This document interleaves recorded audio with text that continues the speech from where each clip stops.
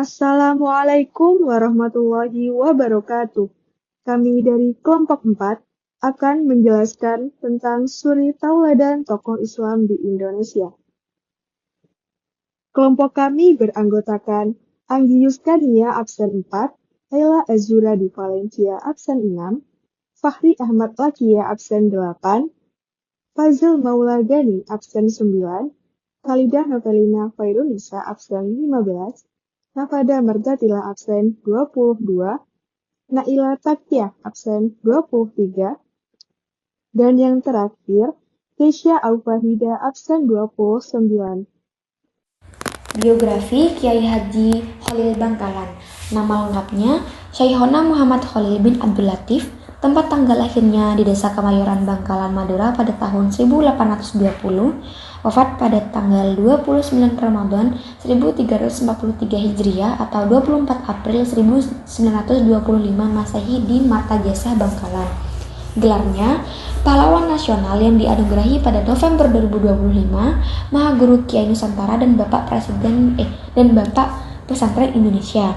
Nama ayahnya Kiai Haji Abdul Latif yang memiliki silsilah keturunan hingga Sunan Gunung Jati. Riwayat pendidikan: mempelajari ilmu agama dari ayahnya sendiri yakni Kiai Haji Abdul Latif, lalu melanjutkan belajar pada beberapa kiai di Madura yakni Tuan Guru Dawuh atau Bujuk Dawuh di Desa Majaleh, Bangkalan, Tuan Guru Agung atau Bujuk Agung, dan beberapa kiai lainnya.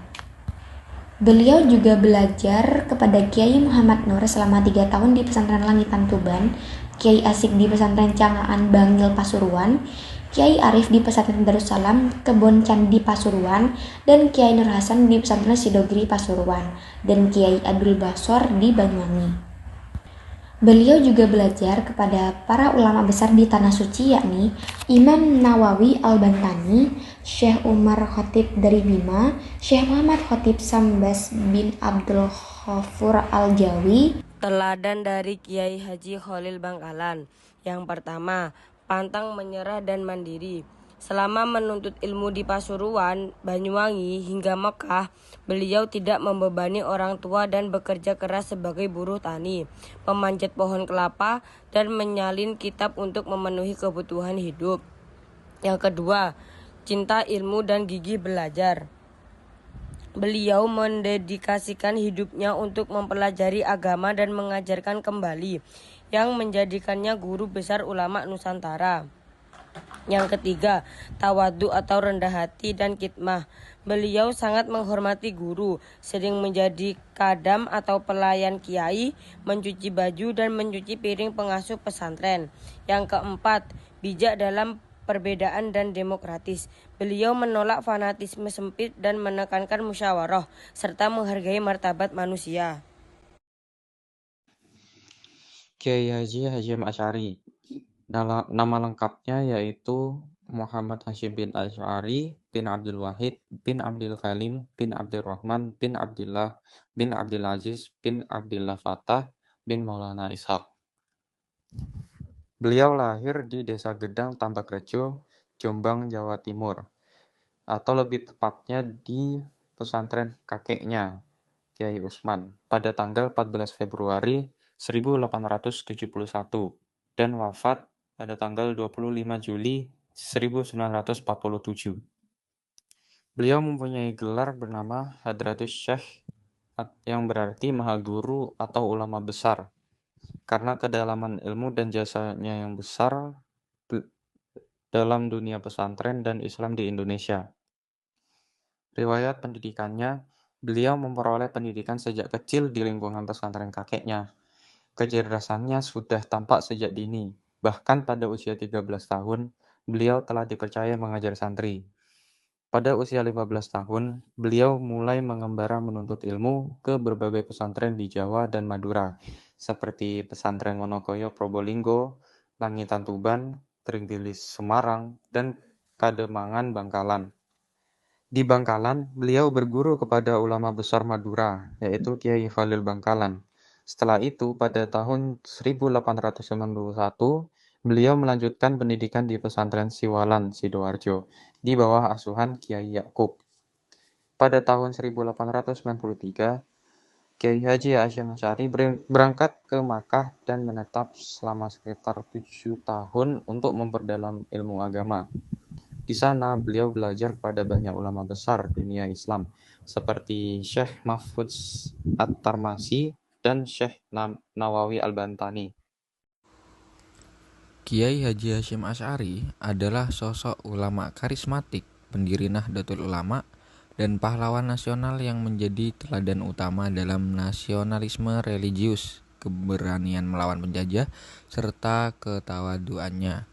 Perjuangannya mencakup dakwah Islam, pendidikan pesantren tepatnya di Tebu Ireng, dan fatwa resolusi jihad. Di antara beberapa teladan utama dari Kiai Haji Hasyim Asy'ari adalah 1. Resolusi Jihad 22 Oktober 1945.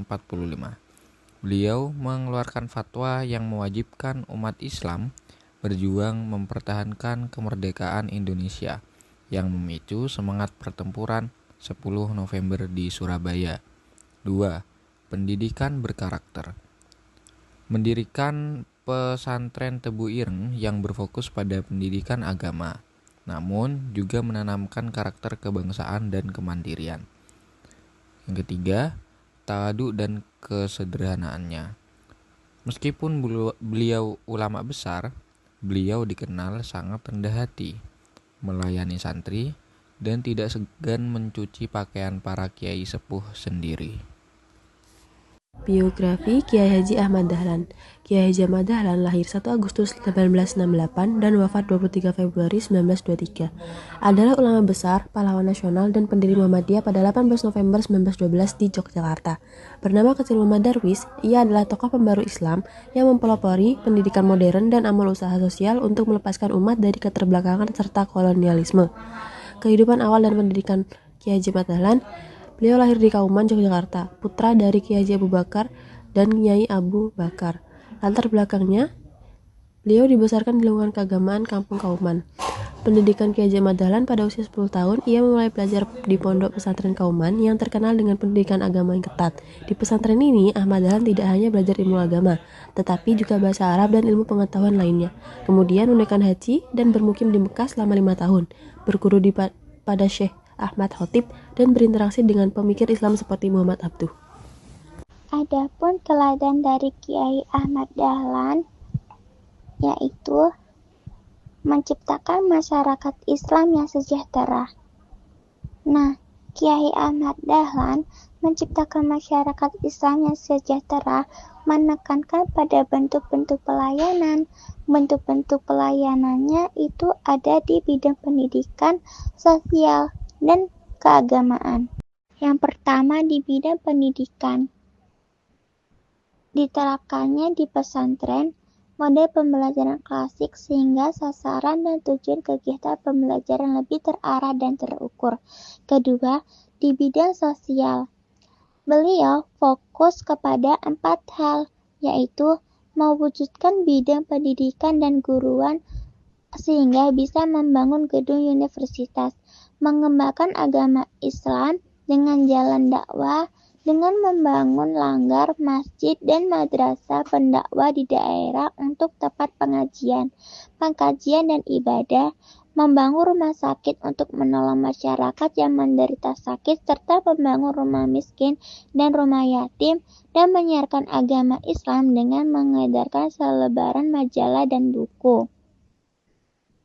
Ketiga, di bidang keagamaan, beliau berusaha keras untuk menghilangkan stigma kaum penjajah bahwa agama Islam itu kolot dan bodoh. Karena itu umat Islam perlu diberi pencerahan ilmu dan iman.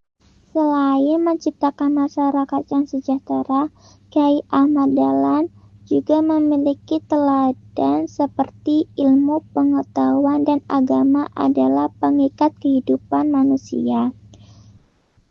Beliau pernah mengingatkan bahwa setiap orang butuh agama untuk menerangi kehidupan dan membawa kepada kebenaran.